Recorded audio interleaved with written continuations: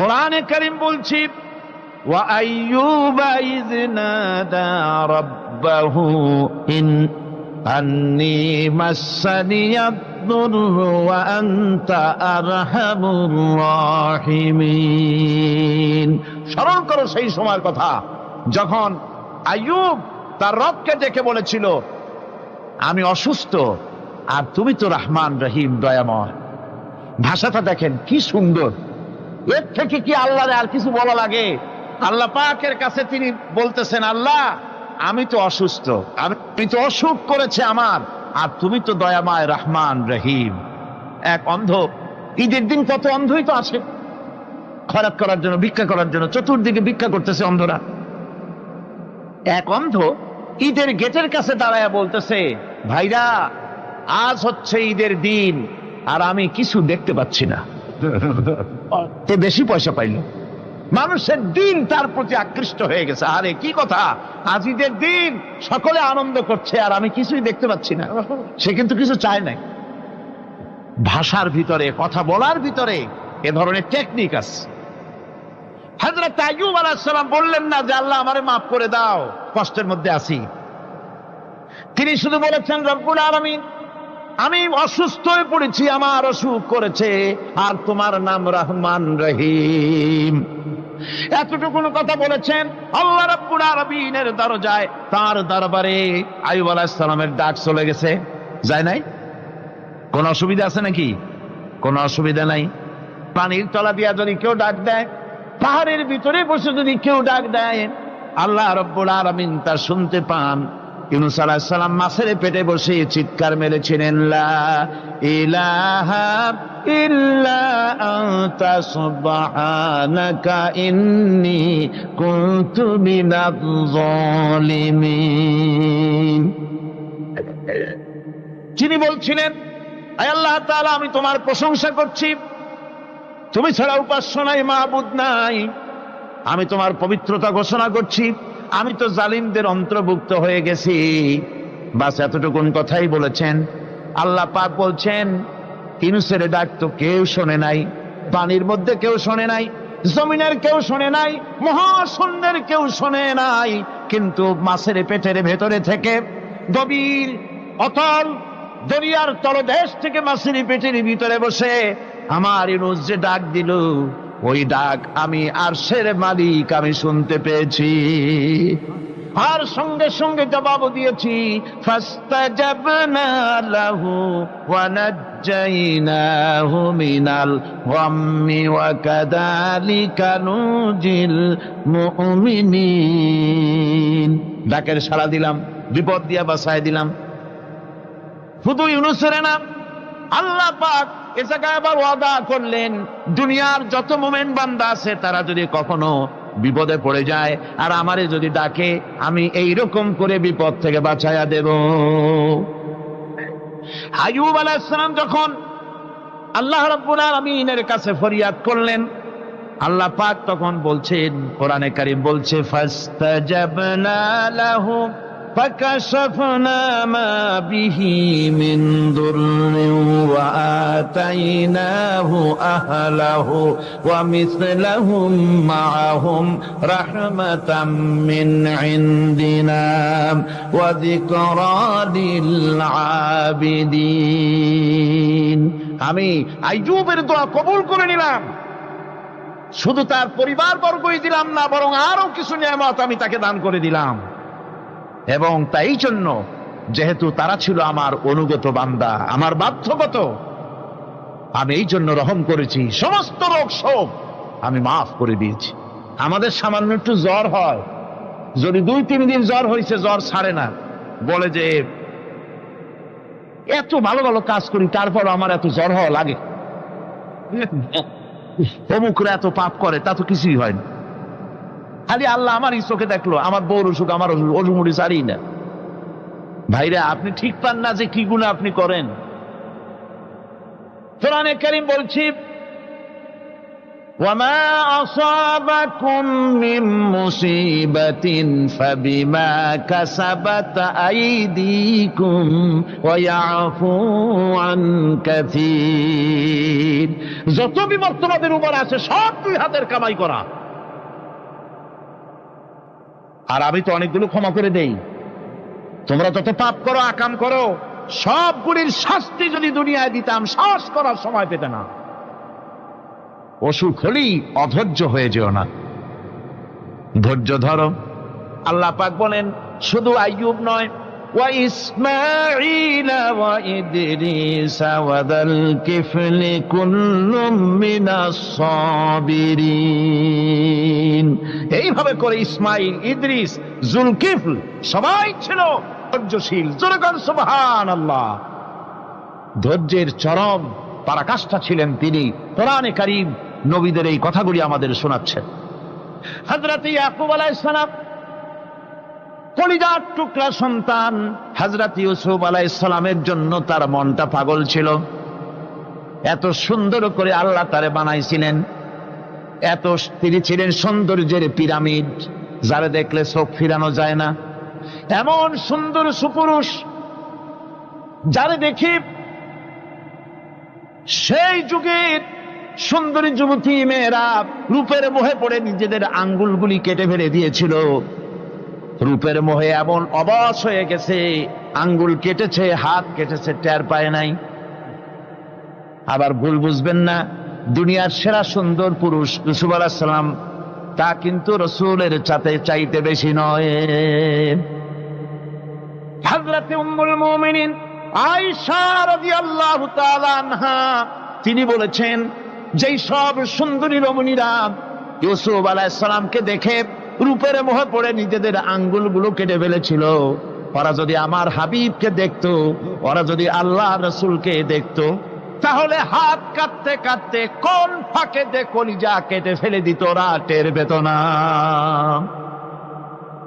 আবার বন্ধুগণ, হযরত আইয়ুব আলাইহিস সালাম সন্তানের মায়া, অন্যান্য ভাইরা হিংসায় পড়ে গেল, তারা নিয়ে তাকে কুয়ায় ফেলে দিল। সেখান থেকে তারা একটা ছাগল বা কোনো পশু জবাহ করে তার রক্ত মাখাইয়া জামা এনে হাজির করে দিল হযরত ইয়াকুব আলাইহিস সালামের সামনে, যে তারে নিয়ে খেলা করতে গিয়েছিলাম, আমরা খেলায় লিপ্ত ছিলাম, বাগে খাইয়া ফেলাইছে। এগুলি কি গপ্প? এগুলি কি কোরআন? আল্লাহ পাক শোনাচ্ছেন, বিশ্ববাসীকে শোনাইছেন। সূরা ইউসুফের চাইতে এত সুন্দর উপাখ্যান গোটা পৃথিবীতে আর নাই। সুবহানাল্লাহ। অনেকে ইউসুফ জুলাইখার কেসা খুব মজা করে পড়ে, ফুর্তি করে, প্রেমের গল্প পড়ে। এটা কোনো প্রেমের গল্প নয়। ইউসুফ আলাইহিস সালাম, জুলাইখা ইউসুফ আলাইহিস সালামের জন্য কাঁদতে কাঁদতে চোখ কানা হয়ে গেছে। এরপর ইউসুফ আলাইহিস সালাম জুলাইখারে পাওয়ার জন্য পাগল হয়ে গেছে। নাউজুবিল্লাহ, এটা হয়নি কখনো। তিনি আল্লাহর পয়গম্বর, আর আল্লাহ কেমনে তারে বাঁচিয়েছেন? যখন জুলাইখা ঘরের ভিতরে সুন্দর করে যৌন উন্মাদনামূলক চিত্র অঙ্কিত করে ঘরের মধ্যে আটকায় দিয়েছে, তালা লাগায় দিয়েছে, আর নিজে যৌন দীপক কাপড় চোপড় পরেছে না পরার মতোই। সে যুগের সুন্দরী মেয়ে জুলাইখা। তার কুপ্রবৃত্তিকে চরিতার্থ করার জন্য আহ্বান করা হয়েছে। হযরত ইউসুফ আলাইহিস সালাম লক্ষ্য করে দেখলেন এমন জায়গা, এখান থেকে পালাবার তো পথ নাই, দরজা বন্ধ করে দিয়েছে। তিনি শুধু তখন কেবলমাত্র আল্লাহ রব্বুল আলামিনকে ভয় করলেন। আল্লাহকে ভয় করে আল্লাহর নাম নিয়ে যখন তালাবদ্ধ দরজার দিকে দৌড় দিয়েছেন, আল্লাহ রব্বুল আলামিন আপন কুদরতে তালাগুলি খুলে দরজা তার জন্য উন্মুক্ত করে দিলেন। ইউসুফ আলাইহিস সালামকে ফালাই দিয়ে এভাবে করে কাপড় এনে দিল তার সামনে, রক্তমাখা কাপড় পেয়ে হযরত ইয়াকুব আলাইহিস সালাম সন্তানদের মুখে কাহিনী শুনে তিনি কি বললেন? কোরআনে কারীম তা কোট করেছে। তিনি চিক দিলেন না, ফাল দিলেন না, ফিট হয়ে পড়লেন না। তিনি বললেন, কলিজার টুকরা সন্তান তার মরার খবর শুনেছেন। তিনি বললেন কি? فصبر جميل والله المستعان على ما تصفون। আমি উত্তম সবর অবলম্বন করব। তোমরা যে কাহিনী রচনা করেছো এর বেলায় আমি আল্লাহর কাছে সাহায্য চাই। আমি উত্তম সবর অবলম্বন করব। আমার ভাইয়েরা, 11 ভাই মনে করেছিল ইউসুফ আলাইহিস সালামকে মরণ কুয়ায় ফেলায় দিছি। তারা তো ঠিক পায় নাই এটা মরণ কুয়া না, এটা হচ্ছে একটা সুড়ঙ্গ, যাকে ইংরেজিতে বলে টানেল। এটা এমন একটা সুড়ঙ্গ, ওরা মনে করেছে মরণ কুয়া, কিন্তু আল্লাহ রাব্বুল আলামিন এই কুয়াতে এমন বানালেন, ওরা একদিকে ফেলায় দিল মরণ কুয়ায়, এ কুয়ার আর এক মুখ দিয়া আল্লাহ রাব্বুল আলামিন ইউসুফ আলাইহিস সালামকে নিয়ে মিশরের সিংহাসনে বসায়া দিলেন। এটা মরণ কুয়া নয়, এটা রাজ সিংহাসনে বসার সুড়ঙ্গ পথ। ইউসুফ আলাইহিস সালাম আজ প্রেসিডেন্ট, সুবহানাল্লাহ, প্রেসিডেন্ট হয়ে বসে আছেন। ওদিকে কেনানে অভাব লেগে গেছে, সেখানকার মানুষেরা সাহায্য নিতে এসেছে, ওই 11 ভাইও আসছে। হযরত ইউসুফ আলাইহিস সালাম দেখি চিনে ফেলেছে, ওরা কিন্তু তখনও ঠিক পায় নাই। হযরত ইউসুফ আলাইহিস সালাম চিনে ফেলেছেন। এখন কি করা উচিত? সবগুলোকে ঠ্যাং উপরের দিকে উঠাইয়া তারপরে সমানে ধোলাই দেওয়াইতেও স্বাভাবিক ছিল, আমাদের মতো মানুষ হইলে, ঠিক কিনা? ঠিক তো বলবেনি, অভ্যাস তো এটাই। হযরত ইউসুফ আলাইহিস সালাম তাদের সামনে পরিচয় দিলেন। তারা যখন বুঝতে পারল, লজ্জায় তাদের মাথা হেট হয়ে গেল। হযরত, তারা এক তো লজ্জা, আর 2 নম্বরের ভয়, জান নিয়া কেনানে কেউ ফিরে যাইতে পারবো না। এখন অবস্থা হয়েছে যে জীবনই যায় নাকি এখানে। হযরত ইউসুফ আলাইহিস সালাম ভাইদের এই করুণ দুরবস্থা বুঝতে পারলেন, বুঝে চরম ধৈর্য ধরে তিনি কি বললেন? তিনি বললেন, লা তাসরিবা আলাইকুমুল ইয়াউম। ও ভাইরা, তোমাদের বিরুদ্ধে আমার কোনো পাপ নাই, দুঃখ নাই, বিদ্বেষ নাই, হিংসা নাই, আল্লাহর রাস্তায় মাফ করে দিলাম। আল্লাহু আকবার, সুবহানাল্লাহ। এর নাম পয়গম্বর। এর নাম কি? পয়গম্বর। কিসের লেনিন, কিসের মার্কস? জওয়ানেরা, ভুল পথে মানুষ চলেছিল, আলহামদুলিল্লাহ আল্লাহ এগুলোরে ডাস্টবিনে ফালাই দিছে। কারণ আলহামদুলিল্লাহ, আলহামদুলিল্লাহ। পয়গম্বর কারে বলে? কারে বলে পয়গম্বর? কি চরিত্র! রাসূল করিম সাল্লাল্লাহু আলাইহি ওয়াসাল্লাম, তাকে একজন সাহাবী বলছিলেন, হুজুর বলছেন এই কামটা করলা না কেন? সাহাবী বললেন, হুজুর আপনি যদি চোখের ইশারায় বলতেন মুখ দিয়ে না কইয়া, তাও তো আমি কামটা করে ফেলতাম, আমি তো বুঝি নাই। হুজুর বললেন, চোখের ঠারে ঠরে কাজ করা নবুয়তের শান নয়। আল ওয়াদুহু ওয়াস সারাহা, নবীরা যা করেন তা ডাইরেক্ট, কোনো বক্রতা নাই, স্পষ্ট কথা। আমার ভাইরা, হযরত ইউসুফ আলাইহিস সালাম বিনিয়ামিনকে কাছে নিয়ে পরিচয় দিলেন তার ভাইদের সামনে। কোরআনে কারীম বলছে, ক্বালা আনা ইউসুফ ওয়া হাদা আখি قد من الله علينا إنه من يتقي ويصبر فإن الله لا يضيع أجر المحسنين। আমি ইউসুফ, আর এই হচ্ছে আমার ভাই। আল্লাহ আমাদের উপর ইহসান করেছেন। প্রকৃতপক্ষে যারা আল্লাহকে ভয় করে এবং সবর এখতিয়ার করে, আল্লাহ এভাবে তাদেরকে, তাদের আমলকে নিষ্ফল হতে দেন না। আমার এই জামাটা নিয়ে যাও। হযরত ইয়াকুব আলাইহিস সালাম, কলিজার টুকরা সন্তান ইউসুফ আলাইহিস সালামের বিরহ যন্ত্রণায় ছেলেকে কতদিন দেখে না, কাঁদতে কাঁদতে চোখ দুটো অন্ধ হয়ে গেছে।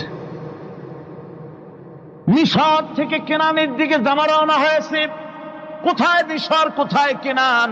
জামা যখন রওনা হয়ে গেছে, হযরত ইয়াকুব বলতেছেন, আমি যেন আমার ইউসুফের গন্ধ নাকে পেতেছি। জামা চলে এলো, চোখের উপরে রাখলেন, আল্লাহ রাব্বুল আলামিন তাকে চক্ষুষ্মান বানায়া দিলেন। ভাইরা আমার, পয়গম্বরেরা সবর করে গোটা দুনিয়ার মানুষের সামনে দৃষ্টান্ত সেট করেছেন সবর কারে হয়। আমার ভাইরা, হযরত ইব্রাহিম আলাইহিস সালামের কথা আল্লাহ পাক কোরআনে কারিমে বলছেন সবর কারে কয়, দেখো শেখো সবর কারে কয়। আল্লাহ পাক বললেন, ইব্রাহিম তোমার বিবি আর তোমার নবজাতক এই সন্তানকে রেখে আসো মক্কা নগরীতে। তিনি চলে গেলেন, সেখানে ঘর নাই, বাড়ি নাই, কিচ্ছু নাই, চতুর্দিকে ধুধু বালু আর মরুভূমি। হযরতে হাজরা বলছেন, ইব্রাহিম সামান্য পানি আর খাবার দিয়া আমার সন্তান শুদ্ধ এখানে রেখে যেতেছো, আমি কি অপরাধ করেছি? কোনো জবাব নাই। দুইবার তিনবার বলার পরে হাজরা বলছেন, ইব্রাহিম গো, তবে কি আমার আল্লাহর হুকুম মতো আমারে রেখে যাচ্ছ নাকি? হযরত ইব্রাহিম আকাশের দিকে আঙ্গুল উঁচু করলেন। কথা বলবেন, বাক শক্তি বেরোচ্ছে না। 80 বছর বয়সের সময় একটা বাচ্চা আল্লাহ তারে দিছেন, আর এমন বাচ্চা পয়গম্বরের ছেলে, কি সুন্দর চেহারা, মরুভূমির উপরে ফালাই দিয়ে রওনা হয়ে যাচ্ছেন, মুখ দিয়া কথা সরছে না, আকাশের দিকে দেখালেন। হযরত হাজরা বুঝতে পারলেন। হযরত হাজরা বলেন, ইব্রাহিম কোনো চিন্তা নাই, নিশ্চিন্ত মনে বাড়ি ফিরে যাও। আমি আমার আল্লাহর উপরে এতটা ভরসা করি, আল্লাহর হুকুমে যদি আমার এখানে রেখে যেয়ে থাকো, আল্লাহ পাক আমাকে আর আমার কলিজার টুকরা ইসমাইলকে পানিতে আর খাবারে মারবেন না, অবশ্যই তিনি ব্যবস্থা করবেন। ব্যবস্থা হয়ে গেল। হযরত ইসমাইল বড় হয়ে গেলেন। আল্লাহ পাক অর্ডার করলেন, জবাহ করো ছেলেকে। হযরত ইব্রাহিম আলাইহিস সালাম যখন জবাহের প্রস্তাব করলেন, হযরত ইসমাইল তা আপত্তি করতেন, বাবাজি আমার মায়ের আর আমাকে বাচ্চা অবস্থায় ফেলে গেলেন, খাবার দেন নাই, পরার দেন নাই, বছরের পর বছর আমাদের এখানে কাটলো, দেখতেও আসেন নাই, আজ আসছেন জবাহ দিতে। এটা কেমন কথা? কি ধরনের বাপ আপনি? এরকম বলছে নাকি? এরকম বলছে। হযরত ইব্রাহিম আলাইহিস সালাম প্রস্তাবটা কিভাবে পারলেন? আল্লাহ পাক কোরআনে কারিমে দৃষ্টান্ত রেখে দিয়েছেন। আল্লাহ পাক বলছেন, হযরত ইব্রাহিম ছেলেকে বললেন, ইয়া বুনাইয়া, হে আমার কলিজার টুকরা লাডলা, হে আমার কলিজার টুকরা সন্তান, ইন্নী আরা ফিল মানাম আন্নী আযবাহুক, আমি স্বপ্নে দেখছি আমি যেন তোমাকে জবাহ করতেছি। ফানজুর মাযা তারা, তোমার রায় কি বলো? আমি তো স্বপ্নে দেখছি যে আমি তোমার জবাহ করতেছি, এখন তোমার রায় কি, তোমার মত কি? হযরত ইসমাঈল আলাইহিস সালাম শুনিয়া দিলেন দৌড়, নাকি না? হযরত ইসমাঈল আলাইহিস সালাম ধৈর্যের প্রতীক, তিনি কি কথা বললেন? তার মুখের কথা কোরআন শরীফে আল্লাহ পাক উঠায় দিলেন। হযরত ইসমাঈল বললেন, ইয়া আবাতি ফাআল মা তু'মারু সাতাজিদুনি ইনশাআল্লাহু মিনাস সাবিরিন, হে আমার পিতা, আপনি যে ব্যাপারে আদিষ্ট হয়েছেন আপনি তা পালন করুন, অবশ্যই আমাকে ধৈর্যধারীদের মধ্যে পাওয়া যাবেন। সুবহানাল্লাহ। এক বর্ণনা এসেছে, হযরত ইসমাঈল বললেন, আব্বাজান আমি ধৈর্যধারীদের ভিতরে আমারে পাবেন, তবে জবাহ করার আগে আমার হাত পাওটা একটু বেঁধে নেন, কারণ জবাহের যন্ত্রণায় আপনার গায়ে যদি আমার হাত পাও লেগে যায় তো বেয়াদবি হয়ে যেতে পারে। আর আমি মরে আমার জবাহ হয়ে যাওয়ার পর আমার রক্ত মাখা জামাটা নিয়া আমার মা হাজেরারে দিবেন, কারণ তাকে মা বলবার মতো আর তো কেউ নাই। হযরত ইব্রাহিম তাকে বাঁধবার জন্য প্রস্তুতি নিলেন। হযরত ইসমাঈল বলছেন, আব্বাজান বাঁধবেন না, বাঁধার প্রয়োজন নাই। বলে কেন? একবার বাঁধতে বললে আবার তুমি নিষেধ করছো কেন? ছেলে বলছেন, আব্বাজান বাঁধবো না এই জন্যে, হয়তো কিয়ামতেই প্রশ্ন উঠতে পারে যে আল্লাহর হুকুমে রাজি ছিল না বলে হাত পা বাঁধা জবাহ করছে, আমি এই সুযোগ দিব না, আপনি জবাহ করেন, আমি এতটুকু নড়াচড়া করব না। ধৈর্যের চরম প্রতীক। হযরতে ইসমাঈল আলাইহিস সালাম দেখাই দিয়েছেন ধৈর্য কারে কয়। আমার বন্ধুগণ, এই পৃথিবীর সবচাইতে ধৈর্যের বড় প্রতীক হতেছেন ইমামুল মুরসালিন, আশরাফুল আম্বিয়া, সাইয়্যিদুল মুরসালিন জনাবে মুহাম্মাদুর রাসূলুল্লাহ সাল্লাল্লাহু আলাইহি ওয়াসাল্লাম। আমার বন্ধুগণ, সবচাইতে বড় ধৈর্যের প্রতীক তিনি। কাউকে একটা গালি দেন নাই জীবনে, কাউকে ঠাট্টা করেন নাই, কাউকে মারেন নাই, কারো মনে দুঃখ দেন নাই। তিনি দুঃখ পেয়েছেন, তিনি কাউকে দুঃখ দেন নাই। তিনি কষ্ট পেয়েছেন, কাউকে কষ্ট দেন নাই। আমার ভাইয়েরা, তায়েফের ময়দান, আমার নিজের চোখে তায়েফে যেদিন আমি তায়েফ দেখলাম, আমি তায়েফে ঢুকেছি, জীবনে কোনোদিন যাই নাই। রমজান মোবারকে আমি সেখানে গেলাম, আমাকে বসার জন্য তারা নিয়ে যাবে। আমি বললাম আগে বসবো না, আমারে আগে নিয়ে যাও, আমার নবীকে কোন জায়গায় ওরা মেরেছিল সে জায়গাটা দেখাও। তায়েফের সেই গলিতে যখন আমি গিয়েছি, দুই দিকে পাহাড় দাঁড়ানো, তায়েফের লোক আমার সাথে ছিল, তারা বলল এই জায়গাটা প্রথম যেখানে চতুর্দিক থেকে নবীজিকে পাথর মারছিল আর আল্লাহর নবী বেহুশ হয়ে পড়ে গিয়েছিলেন। 3টা দিন না খাওয়া, হযরতে খাদিজা নাই, আবু তালিব নাই, মক্কায় জায়গা নাই পা রাখার। নবীজি 3টা দিন ঘুরলেন। নেতারা বলল তুমি যদি নবী হবে তো এতিম হলে কেন?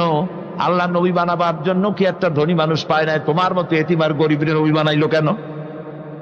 আল্লাহ নবী 3 দিন পর যখন দেখলেন কেউ দাওয়াত শোনে না, কেউ মানে না, কেউ গ্রহণ করে না, তখন তিনি নেতাদের অনুরোধ করলেন, ঠিক আছে দাওয়াত তো কবুল করলে না, তবে একটা কাজ করো, অন্তত আমি যে তায়েফে আসছিলাম এই খবরটা মক্কায় দিও না, ওরা আরো অত্যাচার বাড়ায় দেবে। এই কাফিরগুলি খবর তো মক্কায় পাঠালো, আর সমস্ত যুবকদেরকে লেলিয়ে দিল।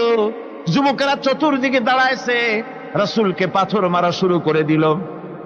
আমি যখন রেল লাইনের থেকে হাঁটি, যখন রেল লাইন কোনো সময় দেখি, রেলের পাথরগুলি, রেল লাইনের পাথরগুলি দেখলে আমার মাথায় যেন কেন তায়েফের কথা মনে এসে যায়। আরে মানুষের গায়ে পাথর মারলে কি অবস্থার সৃষ্টি হয়? পাথর নূরের শরীর, রহমতের শরীর, কিটি কিটি রক্ত ঝরছে। নবীজিকে জোর করে উঠাইয়া জবরদস্তি করে হাঁটার জন্য তারা ধাক্কা মারতেছে। আবার কিছুদিন গিয়ে নবীজি আবার বেহুশ হয়ে পড়েছেন, এইখান থেকে আবার উঠাইছে, আবার ধাক্কা মারতেছে। 3 নম্বরের আর একটা জায়গা আছে যেখানে ভাঙ্গা একটা মসজিদ। তায়েফের লোকেরা আমাকে বলল এই জায়গাটা হলো শেষ জায়গা যেখানে রাসূল করিম 3য়বারের মতো বেহুশ হয়েছিলেন, এখানেই হুজুরের রক্ত ঝরেছে বেশি। 2 রাকাত নামাজ পড়লাম, সিজদায় পড়ে এমন কান্না কাঁদলাম আল্লাহর কাছে। নবীজি যখন হুঁশ এসেছে, হযরতে জিবরাইল বলেন, ইয়া রাসূলুল্লাহ, আপনার এই কষ্ট দেখে ফেরেশতারা কাঁদতেছে, আপনি অনুমতি দিয়ে দেন এই 2 পাহাড়কে মিলাইয়া সমস্ত তায়েফবাসী কাফেরগুলি মাটির সাথে মিশাইয়া দেই। নবীজি বললেন, জিবরাইল, আমি যদি হুকুম করি আর আমার হুকুম মতো যদি এই কাম করো, একটা কাফেরও যদি না বাঁচে তাহলে কার মুখে পৌঁছাবো লা ইলাহা ইল্লাল্লাহু মুহাম্মাদুর রাসূলুল্লাহ। আমার ভাইরা, হুজুর সাল্লাল্লাহু আলাইহি ওয়াসাল্লাম উঠে বসলেন।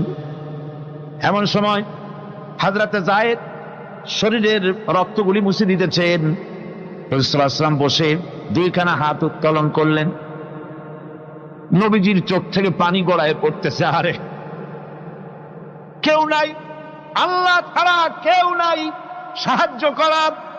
নবীজি হাত তুলে মোনাজাত করতেছেন, চোখ দিয়া পানি পড়ে দাড়ি ভিজে পড়তেছে, গায়ে দিয়া রক্ত ঝরতেছে।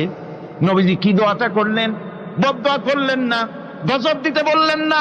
নবীজি দোয়া করলেন, রব্বুল আলামিন, এই তায়েফের লোকেরা আজকে আমার সাথে যে ব্যবহারটা করেছে, ওরা বোঝে নাই যে আমি তোমার নবী, ওরা বোঝে নাই যে আমি তোমার রাসূল, না বুঝে আমার উপরে যে অত্যাচারটা করলো, আল্লাহ তুমি এই জন্য রাগ করে এই তায়েফে তুমি গজব দিও না। আল্লাহ পাক পরবর্তী সময় হুজুরকে স্মরণ করাই দিলেন, ওয়া মা আরসালনাকা ইল্লা রাহমাতাল লিল আলামিন। ও নবী, আপনি হচ্ছেন আমার সমস্ত সৃষ্টি জগতের জন্য আপনি আমার রহমত, আমার গোটা বিশ্বের জন্য আপনার, আমার সৃষ্টি জগতের জন্য আপনি আমার করুণা। একটা লোক রাসূলের এই কষ্ট দেখে বাগান থেকে এক গ্লাস আঙ্গুরের শরবত এনে হাজির করেছে। এত কষ্টের পর 3 দিনের না খাওয়া আঙ্গুরের একটা শরবত পাইয়া হুজুর খুব খুশি হলেন। শরবত গ্লাস পান করে হুজুর বলছেন, তোমার নাম না আত্তাস? তিনি বলছেন, হ্যাঁ হুজুর, আমার নাম আত্তাস। তোমার বাড়ি না ইউনূস আলাইহিস সালামের গ্রামে? বলে, হ্যাঁ, আমার বাড়ি সেই গ্রামে। তা আপনি কি করে জানলেন আমার নাম আত্তাস আর আমার বাড়ি ইউনূস আলাইহিস সালামের গ্রামে? আপনি জানলেন কি করে? হুজুর বললেন, আমি নবী, হযরত ইউনূস নবী, একজন নবীর খবর আর একজন নবীর কাছে থাকে। রাসূল করিম সাল্লাল্লাহু আলাইহি ওয়াসাল্লাম সবর ইখতিয়ার করেছিলেন, ধৈর্য অবলম্বন করেছিলেন, আর আল্লাহ পাক তাকে নির্দেশ করেছেন, সবর করো। ওয়াত্তাবি' মা ইউহা ইলাইকা ওয়াসবির হাত্তা ইয়াহকুমাল্লাহ। তুমি কেবল সেই জিনিসের অনুসরণ করো যা আমি তোমার প্রতি অবতীর্ণ করেছি। আমি আপনার উপরে যেটা অবতীর্ণ করেছি ওটার অনুসরণ করুন, আর সবর ইখতিয়ার করুন যতক্ষণ না আল্লাহর পক্ষ থেকে চূড়ান্ত ফয়সালা না আসে। ধৈর্য ধরুন, ধৈর্য ধরুন। আমার ভাইরা, কাফেরদের নির্যাতনের মোকাবেলায় আল্লাহ পাক তার হাবিবকে সান্ত্বনা দিয়েছেন। যখন কাফেররা নির্যাতন করতেছে, হারে হযরতে বেলাল নির্যাতিত, হযরতে সুমাইয়া নির্যাতিতা, হযরতে খাব্বাব, হযরতে হুবায়ব, হযরতে আম্মার রিদওয়ানুল্লাহি তাআলা আলাইহিম আজমাইন, এত মার হতেছে।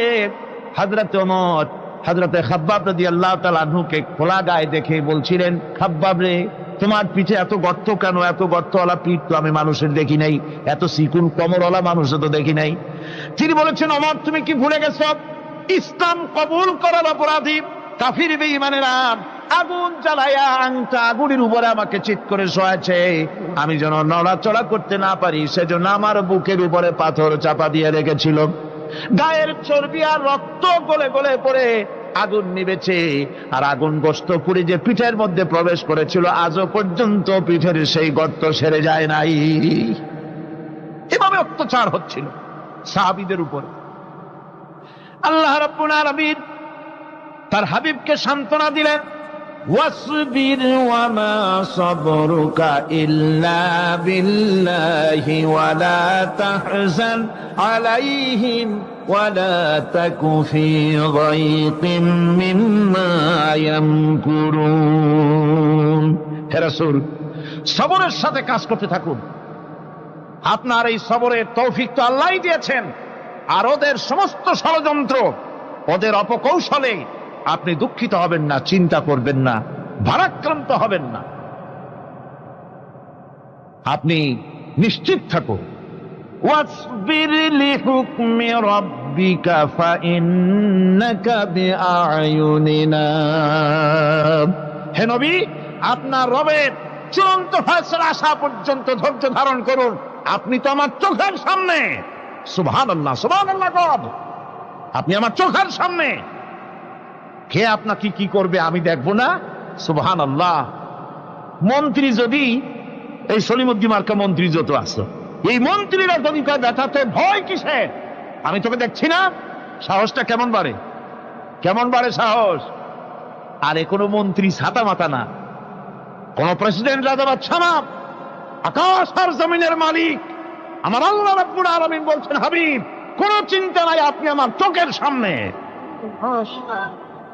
ওরা চায় আপনাকে দুনিয়া থেকে মিটাই দিতে, আর আমি চাই ওয়ারাফানা লাকা যিকরাক, আপনার প্রশংসা তো হবে গোটা বিশ্ব জুড়ে, সর্বত্র ছড়িয়ে যাবে আপনার নাম। সুবহানাল্লাহ বিহামদিহি। আল্লাহ পাক অন্যত্র বলেছেন, ওয়ালাকাদ কুযযিবাত রুসুলুম মিন ক্বাবলিকা ফাসাবারু আলা মা কুযযিবু ওয়া উযু হাত্তা আতাহুম নাসরুনা। হে মুহাম্মদ সাল্লাল্লাহু আলাইহি ওয়াসাল্লাম, আপনার পূর্বে অসংখ্য নবী রাসূল এই পৃথিবীতে আসছে এবং জুলুম আর নির্যাতনের শিকার তারা হয়েছেন। অবশেষে তাদের প্রতি আল্লাহর সাহায্য এসেছে। সুতরাং আপনাকেও ধৈর্য ধারণ করতে হবে। ধৈর্য ছাড়া কোনো পথ নাই। ধৈর্য আপনাকে ধারণ করতেই হবে। আর এই ধৈর্য ধারণ করলে পরে আল্লাহর চূড়ান্ত ফয়সালা আসবে, তখন আল্লাহ পাক মেহেরবানি করবেন। আমার ভাইরা, এই ধৈর্য পৃথিবীর সমস্ত পয়গম্বররা ধৈর্য অবলম্বন করেছেন, কখনো অধৈর্য হন নাই। দিন কায়েমের সংগ্রামে নবী রাসূলগণ দারুণ ভাবে সবর ইখতিয়ার করেছেন। বৃদ্ধবাদীদের সকল রকমের নির্যাতন, অপকৌশল, ষড়যন্ত্র, এই সব কিছু মোকাবেলা করেছেন ধৈর্যের নীতি অবলম্বন করি। কখনো ধৈর্যচ্যুতি তাদের মধ্যে ঘটেনি, বরং আল্লাহ রাব্বুল আলামিন তাদের প্রতি সন্তুষ্ট হয়েছেন। যারা এই ধৈর্য ধরেছে তাদের উপরে সন্তুষ্ট হয়ে আল্লাহ রাব্বুল আলামিন বলেছেন, ওয়া কাআইয়্যিম মিন নাবিয়্যিন কাতালা মাআহু রিব্বিয়ুনা কাসীর। এর আগে অনেক নবী এসেছিলেন যাদের সাথে বহু আল্লাহওয়ালা লোক লড়াই করেছেন। ফামা ওয়াহানু লিমা আসাবাহুম ফি সাবিলিল্লাহি ওয়া মা যাআফু ওয়া মাস্তাকানু। আল্লাহর পথে তাদের উপর যত বিপদ এসেছিল তারা হতাশ হয়ে পড়েন নাই, দুর্বলতা দেখাননি, বাতিলের সামনে মাথাও নত করেন। ওয়াল্লাহু ইউহিব্বুস সাবিরিন। আর আল্লাহ পাক ধৈর্যশীল যারা, তাদেরকে আল্লাহ পাক ভালোবাসেন। আমার ভাইরা, ধৈর্যের পরিচয় রাসূল করিম সাল্লাল্লাহু আলাইহি ওয়াসাল্লাম উহুদের ময়দানে যখন আক্রান্ত হয়ে গেলেন, চতুর্দিকে কাফেররা ঘিরে ধরেছে, বাঁচার কোনো পথ নাই। সাহাবায়ে কেরাম রাসূলকে পাহারা দিলেন। যারা রাসূলকে পাহারা দিতে দাঁড়ায়ছেন, জীবন দিয়া পাহারা দিতে দাঁড়ায় গেছে, রাসূলের দিকে মুখ দিয়া, পিঠটা বাইরের দিকে দিয়ে রাসূলকে পাহারা দেওয়া শুরু করেছেন। হুজুরকে পাহারা দিতে যারা দাঁড়িয়েছিলেন, কাফের কর্তৃক নিক্ষিপ্ত কি তীরগুলি এসে যখন বিঁধতেছিল, শুধু একজন সাহাবী হযরত তালহার পিঠের ভিতরে রাসূলকে হেফাজতের জন্য 80টা তীর একজনের পিঠের মধ্যে দিয়ে ঢুকেছে। এক অসতর্ক মুহূর্তে নবীজির দান্দান মোবারক শহীদ হয়ে গেল, শিরস্থান ভেঙে গেল, লোহার কড়া প্রবিষ্ট হয়ে গেল কপালের ভিতরে। হুজুর মাথা ঘুরে পড়ে গেলেন। হযরত আবু উবাইদা রাদিয়াল্লাহু তাআলা আনহু হুজুরের মস্তক মোবারককে কোলে করে নিয়ে তারপরে বহু কষ্ট করে মাথা থেকে লোহার কড়া বের করলেন। এবার ওই কড়ার ছিদ্র দিয়ে রক্ত আসতেছে, মুখ দিয়ে রক্ত পড়তেছে, দাড়ি ভিজে যাচ্ছে। বুখারী শরীফে এসেছে, আল্লাহর নবী দুইখানা হাত নিজের চেহারার উপরে মলে আনে টাটকা রক্ত চোখের সামনে দেখে বলছেন, আহারে, এই কওমের ফালাত কি করে হবে, এই কওমের মুক্তি কি করে হবে, এই কওমের নাজাত কি করে হবে, যে কওম তার নবীর চেহারা রক্ত দিয়ে লাল বানাইয়া দিল। নবীজি বললেন, আল্লাহুম্মা গফিরলি কওমি ফাইন্নাহুম লা ইয়ালামুন। আয় আল্লাহ পাক, আমার এই কওম বুঝতে পারে না, ওদেরকে মাফ করে দাও। খবর ছড়িয়ে গেল নবীজি শহীদ হয়ে গিয়েছেন। খবর ছড়িয়ে গেল চতুর্দিকে, মদিনায় খবর ছড়িয়ে গেল। মানুষ পাগলের মতো দৌড়ানো শুরু করে দিল। এক মেয়ে লোক দৌড়াচ্ছে উহুদের দিকে। কয়েকজন সাহাবীর সঙ্গে দেখা, তারা জিজ্ঞেস করলেন, দৌড়াও কেন মহিলা, যাও কই? কয় উহুদের দিকে যেতেছি। কয় যায় তো কোনো লাভ নাই, যেহেতু তোমার যে স্বামী এসেছিলেন জিহাদের ময়দানে তিনি তো শহীদ হয়ে গেছেন।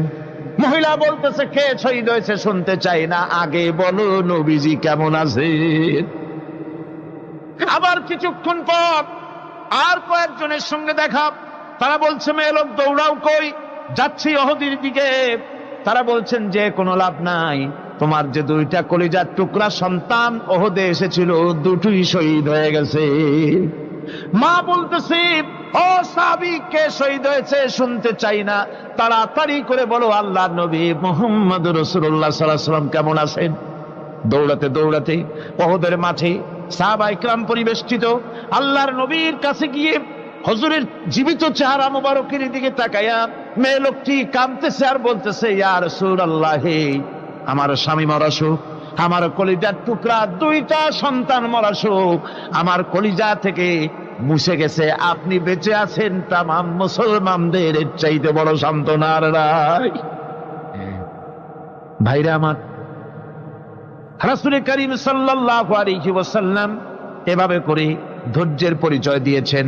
গালাগালি দেন নাই, রাগ করেন নাই, বদদোয়া করেন নাই। সুবহানাল্লাহ কোন, সুবহানাল্লাহ। ভাইরা আমার, এই সবর এমন মহান বৈশিষ্ট্য, এর মধ্যে রয়েছে জিহাদের ময়দানে যদি লোক কম হয় আর যদি তাদের মধ্যে সবর থাকে, বেশি সংখ্যক লোকের উপরে আল্লাহ পাক সবরকারীদেরকে বিজয়ী করে দিবেন। কোরআনে কারীমে রব্বুল আলামিন বলেন, কাম মিন ফিয়াতিন কালিলাতিন গালাবাত ফিআতান কাসীরাতাম বিইذনিল্লাহ আল্লাহু মা'আস সাবিরিন। এমন ঘটনার বহু নজির আছে যে কম সংখ্যক লোকেদের উপরে আল্লাহ পাক, বেশি সংখ্যক লোকেদের উপর আল্লাহ পাক কম সংখ্যক লোকদেরকে জয়ী করে দিয়েছেন। আল্লাহু মা'আস সাবিরিন, আর আল্লাহ আছে ধৈর্যশালীদের সাথে। আল্লাহ আছে কাদের সাথে? দেখেন না বদরের কামটা, বদরের ময়দান, 313 জন মুসলমান, অস্ত্রপাতি নাই, সামান্য সামান্য অস্ত্র, আর কাফেরেরা এসছে হাজারেরও বেশি। আমার বন্ধুগণ, ধৈর্য কত বড় কাম দিল, ধৈর্য ধারণ করেছেন তারা, আল্লাহর উপরে ভরসা করেছেন। আল্লাহ রাব্বুল আলামিন অস্ত্রের কাজ কি দিয়া করায় দিলেন। একজন সাহাবী এসে বলছেন, হুজুর, জিহাদের ময়দান, ইসলামের প্রথম জিহাদ, আমার কাছে তো অস্ত্র নাই, মেহেরবানি করে একটা অস্ত্র আমারে দেন, আমি লাফায় পড়ি জিহাদের মধ্যে। হুজুর বলেন, অস্ত্র তো আমার কাছে নাই, দিবটা কি? সাহাবী বলছেন, হুজুর, অস্ত্র না থাকে যা পারেন তাই দেন, আপনার হাত দিয়ে যা দিবেন আমি দাঁড়ায় থাকতে পারবো না, জিহাদে আমাকে শরীক হতেই হবে। নবীজি কাছে পেলেন একখানা শুকনা খেজুরের ডালখানা তুলে সাহাবীর হাতে তুলে দিলেন। সাহাবী বলেন, রাসূলের হাতের দেওয়া শুকনা খেজুরের ডালটা নিয়ে আমি যখন কাফেরদের ভিড়ের মধ্যে ঝাঁপায় পড়ে যখন শুকনা খেজুরের ডাল দিয়ে আঘাত দিলাম, তখন ধারালো তরবারে দিয়ে আঘাত করলে যে কাম হয়, শুকনা খেজুরের ডালের আঘাতে কাফের দ্বিখণ্ডিত হয়ে জমিনে পড়ে গেল।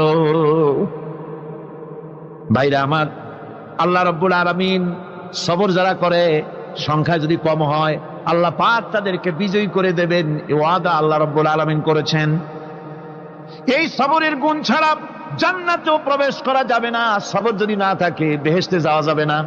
ভালো করে মনে রাখেন, আল্লাহ পাক বলছেন, আম্মা হাসিবতুম আন তাদখুলুল জান্নাতা ওয়া লাম্মা ইয়া'লামিল্লাহুল্লাযীনা জাহাদু মিনকুম ওয়া ইয়া'লামাস সাবিরিন।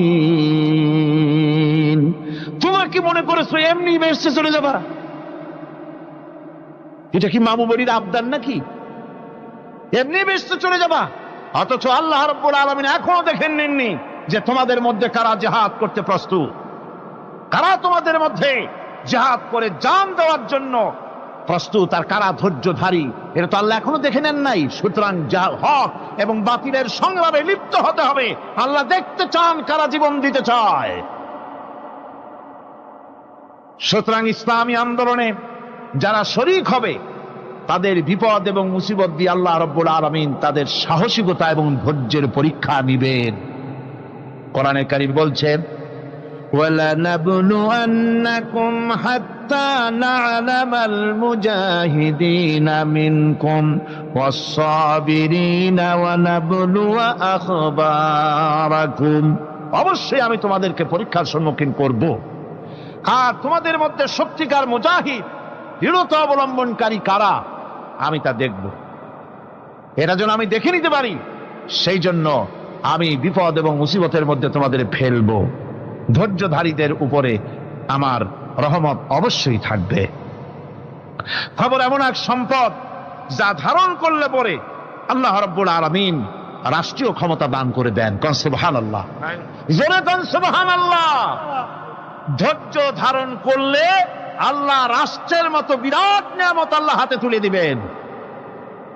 তার প্রমাণ কোরআন শরীফ আল্লাহ বলছেন, বনি ইসরাইলরা মিশর থেকে যখন বহিষ্কার হয়ে গেল, তাদের যখন পা রাখার কোনো জায়গা থাকলো না, বনি ইসরাইলরা মিশর থেকে যখন বহিষ্কার হয়ে গেল, এরপরে আল্লাহ পাক তারা যখন ধৈর্য অবলম্বন করলো, আল্লাহ পাক তাদের ব্যাপারে বলছেন, ওয়া আওরাসনাল কওমাল্লাযীনা কানু ইউস্তাদআফুনা মাশারিকাল আরদি ওয়া মাগারিবা আল্লাতী বারাকনা ফিহা।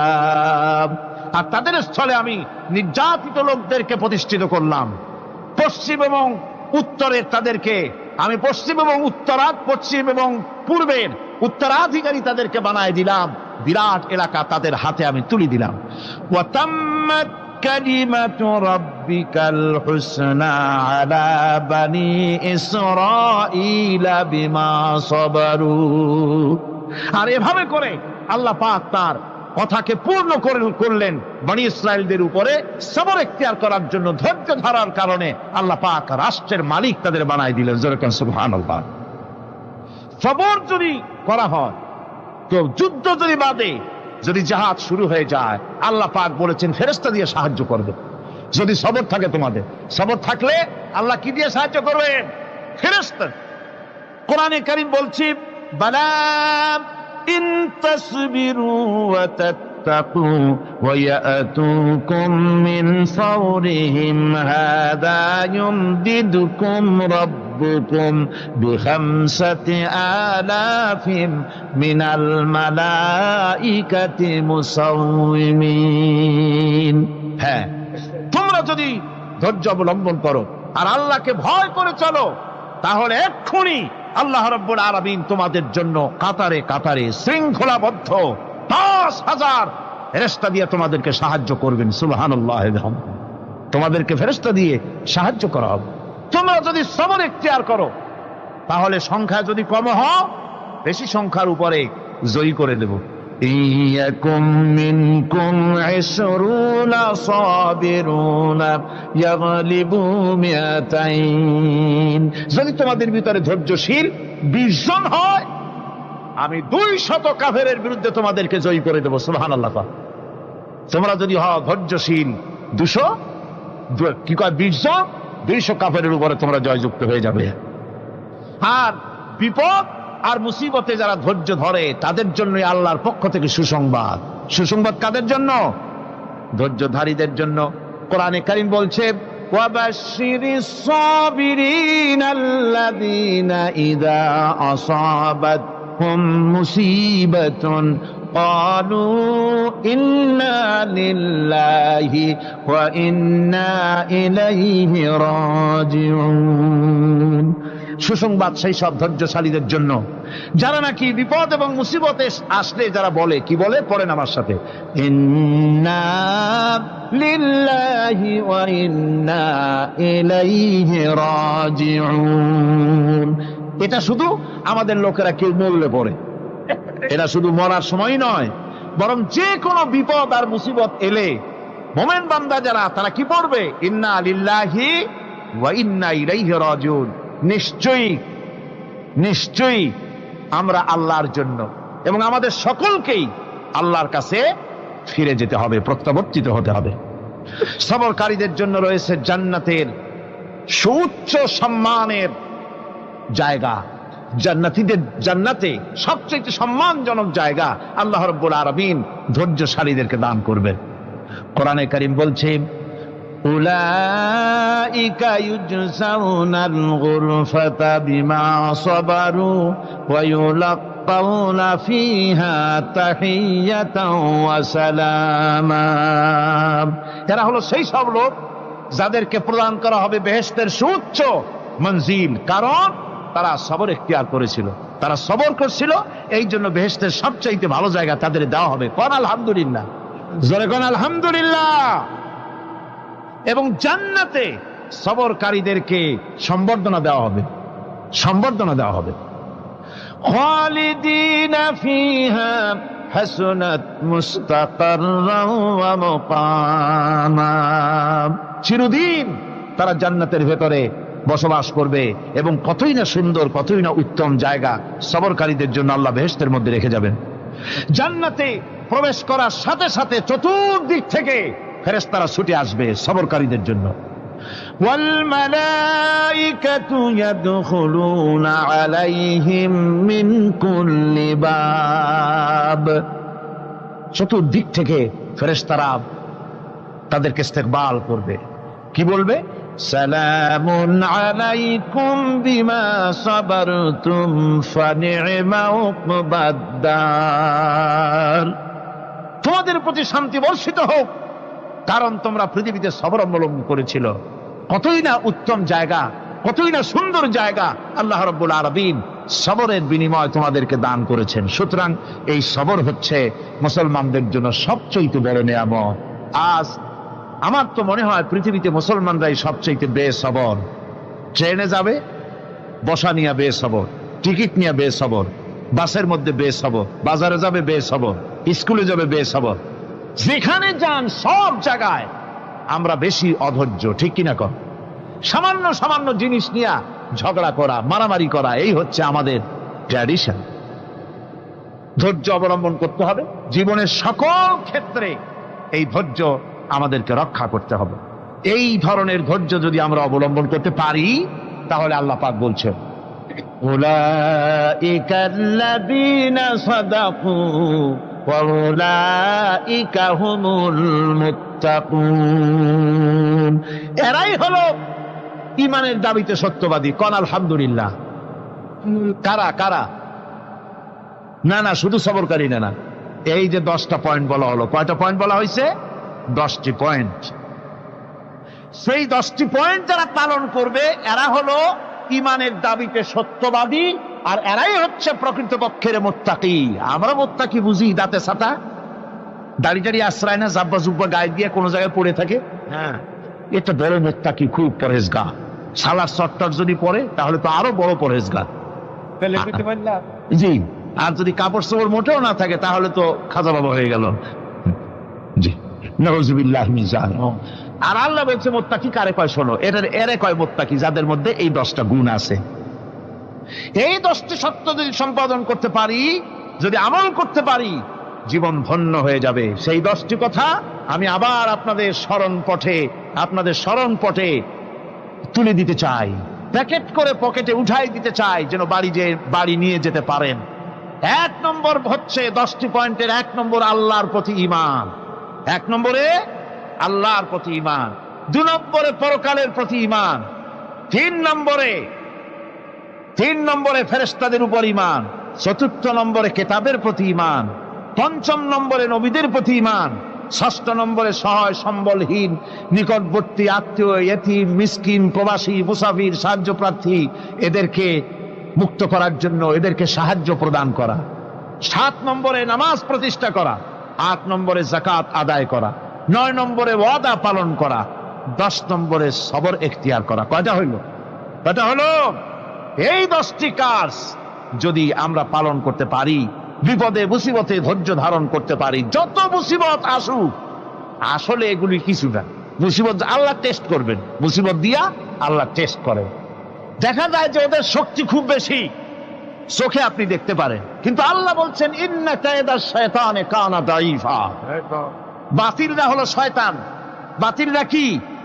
আর ওদের চক্রান্ত আসলেই দুর্বল। এদের চক্রান্ত আসলে কি? দুর্বল। কাজেই এগুলিকে ভয় করা যাবে না। বিপদে মুসিবতে ধৈর্য ধারণ করে যদি অগ্রসর হওয়া যায়, তো আল্লাহ রাব্বুল আলামিন এই 10টি পয়েন্ট যদি আমল করা যায়, দুনিয়াও শান্তি পাবো, আখিরাতেও শান্তি পাবো। যত মুসিবত আসুক, বিপদ আসুক, ধৈর্যের সাথে মোকাবেলা করতে হবে। ধৈর্যের অর্থ কি? আমি আগেই বলেছি, ধৈর্যের অর্থ হচ্ছে অবিচলতা, দৃঢ়তা, বরদাস্ত করা, সহিষ্ণুতা, ধীরতা, স্থিরতা। ধৈর্যের অর্থ এটা নয় একজন একটা থাপ্পড় মারলো আর আপনি বলবেন যে বাবা ব্যথা পাইছো নাকি, তাহলে আরো একখান থাপ্পড় দিয়া দাঁত আমার সবগুলো ভালাই দেয়। এর নাম ধৈর্য নয়। ধৈর্য হচ্ছে পরিস্থিতির মোকাবেলা করতে হবে সাহসিকতার সাথে, এর নাম হচ্ছে ধৈর্য। ওই যে আমি একটা দৃষ্টান্ত দিয়ে থাকি। এক সাপ একবার মুরিদ হয়েছিল এক পীর সাহেবের কাছে। পীর বলছিলেন যে না, আমি তো এইসব সাপ টাপ মুরিদ বানাই না। কয় না হুজুর, আমারে বানান। তারপরে মুরিদ বানায় কিছু অজিবাতারে শিখাই দিল, আর বললো খবরদার কাউকে দংশন করবা না। ঠিক আছে, সে যায়া জিগারাজগার শুরু করে দিয়েছে। এর মধ্যে জমিনে রাখাল আসছে, ধান কাটছে, ধানগুলো নিবি কি করে, দড়ি দাড়ি পাচ্ছে না। তো কি করা যায়, বানবে কি দিয়া? সন্ধ্যার পরে অন্ধকারে দেখে যে দড়ি একটা পড়ে আছে। ও যে কি দড়ি তা তো ওরা বোঝে না, ওইটারে নিয়ে ধানরে ফেসাইয়া লেজ দিয়ার মাথা দিয়ে এরকম করে বাসেটারে দিয়ে বাঁধছে। সাপ তখন বলতেছে, হায় হায় রে, কেবল যে মুরিদ হইছি, তা না হলে তুই ঠিক পাইছি যে আমি কি ধরনের দড়ি। এরপরে নিয়ে বাড়ি নিয়ে ভালাই দেশে খুলে সাপটার ঘাড় গেছে মস্কিয়া। বহুত কষ্ট করে হুজুরের বাড়ি গিয়ে হাজির, কয় যে হুজুর কি একখান জিকের শিখাইলেন, আমার তো ঘাটটার মস্কে শেষ।